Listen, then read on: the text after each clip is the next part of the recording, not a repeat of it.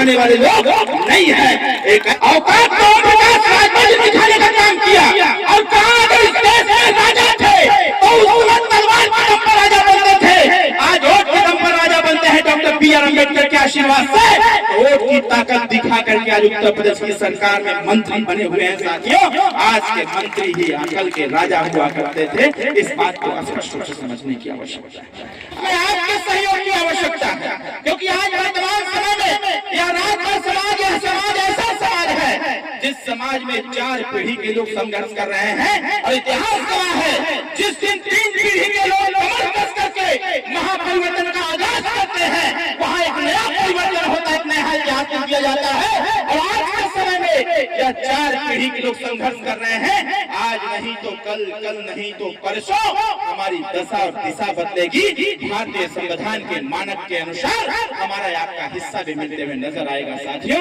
हमारे नेता संघर्ष करने का काम पता। प्रकाश राजभर जी, अगर आज मैं प्रधानमंत्री की कुर्सी पर हूँ तो गरीबों के आशीर्वाद से हूँ। गरीबों के साथ खड़े रहना, आने वाले समयों में इस कुर्सी पर ओम प्रकाश राजभर बैठेगा साथियों।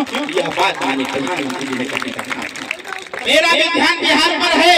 आने वाले समयों में पार्टी यहाँ चुनाव लड़ेगी और चुनाव लड़ करके हर विधानसभा में चुनाव लड़ेगी पार्टी, गठबंधन में लड़ेगी और गठबंधन में लड़ करके अपनी सरकार बनाने का काम करेगी। एनडीए सरकार बना करके राजा बनाने का काम इन्हीं लोगों को किया जाएगा साथियों। यही बात मैं आपसे कहना चाहता हूँ आज के बाद। लेकिन भाई डॉक्टर अरविंद जी ने एक बात मुझसे कही, हमसे इनसे बात होती रहेगी, उत्तर प्रदेश रहे बिहार रहे, लेकिन विचारों का संबंध अपने ब्लड से भी गाढ़ा होता है। विचारधाराएं जहाँ मेल खाती है वही भाई है। ब्रजकिशोर और अरविंद दोनों भाई भाई है, इसमें कहीं शक नहीं है। तो उस विचारधारा के तहत हम लोग जीने मरने वाले लोग हैं। मैं एक चीज बताता हूँ, इन्होंने मुझे इशारा किया, भाई मूर्ति तो बैठ गई। मैंने मान लिया मूर्ति तो बैठ गई, मूर्ति तो मैंने बैठा दिया। आगे आपके द्वारा 6 महीने बाद चुनाव बिहार का होने जा रहा है। अगर आशीर्वाद प्राप्त हुआ तो ये क्षेत्र, ये जितना मौजा दिखाई देता है, ब्रजकिशोर बचत देता है, सौंदर्यीकरण करके दिखा देगा, खूब सुंदर बना के दिखा देगा। तब कहिएगा ब्रजकिशोर जी, मैं जो कहता हूँ करता हूँ, आपने देखा है। अगर मैं बोल दिया तो वो ब्रह्मा का वचन है कि नहीं, उसे पूरा करना है। इसका सौंदर्यीकरण अभी बाकी है। उस समय झटके में रह गया, लेकिन आने वाले समय में इसका सौंदर्यीकरण भाई अरविंद जी, मैं आपको वचन देता हूँ, बाकी नहीं रहने वाला है, इसे भी पूरा कर दिया जाएगा।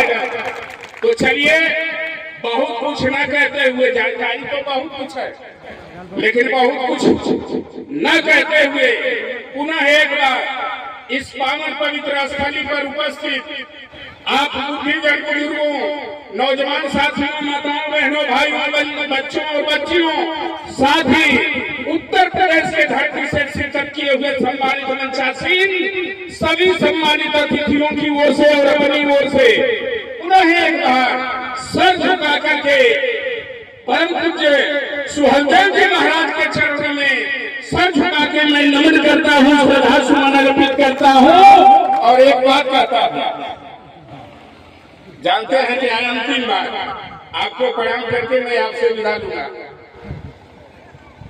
अपने अपने धर्म संप्रदाय के मुताबिक कोई मंदिर में जाता है, मस्जिद में जाता है, गुरुद्वारा में जाता है, बैठे हुए लोग मंदिर में जाता है, मस्जिद में जाता है, गुरुद्वारा में जाता है, गिरजाघर में जाता है, जिसका जो धर्म स्थान होता है वहाँ जाता है। काहे लिए? भगवान को पाने के लिए। मैं किसी का अनादर नहीं करता, किसी के अरहित में नहीं बोलता। पता नहीं आपको भगवान मिलता है कि नहीं मिलता है, ब्रजकिशोर बिंद नहीं जानता है, आप जानते होंगे। लेकिन धन्य है बाबा साहेब डॉक्टर अम्बेडकर, आपने जो लोकतंत्र का मंदिर खड़ा किया है, उस लोकतंत्र के मंदिर में ये ब्रजकिशोर बिंद जाकर झांक कर आपके नजरों में देखता है, तो आप लोग सब जितने हमारे मतदाता मालिक हों, उत्तर प्रदेश चाहे बिहार के, हमारे लिए सब के सब भगवान के समान दिखाई देते हैं। ऐसे महान भगवान के समान मतदाता मालिकों के चरणों में ये सेवक सर झुका के प्रणाम करते हुए अपनी वाणी को विराम देता है। जय हिंद, जय भारत, जय श्री।